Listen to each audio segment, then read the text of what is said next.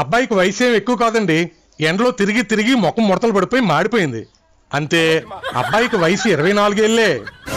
సర్పంచ్ గారు, నాకు 42 కదా, 24 అంటున్నారేంటి? ఒరే ప్రసాద్, నీకు పెళ్లి అవ్వాలా వద్దా? అవ్వాలి. అందుకే నీ వయసు తిరగేసి చెప్పాను. కౌసల్య, పాప రెడీ అయిందా? రెడీ అవుతుందండి. సర్లే, ఈలోగా పెళ్లి వారికి తినడానికైనా తాగడానికైనా ఏమైనా తీసుకురా. సరే తీసుకొస్తానండి.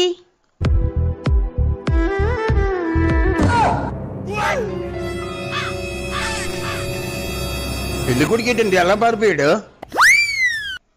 మాకు కూడా తెలుసు సార్. సర్పంచ్ గారు, పెళ్లి కొడుకు ఎందుకు పారిపోయాడో అడుగుదాం పదండి.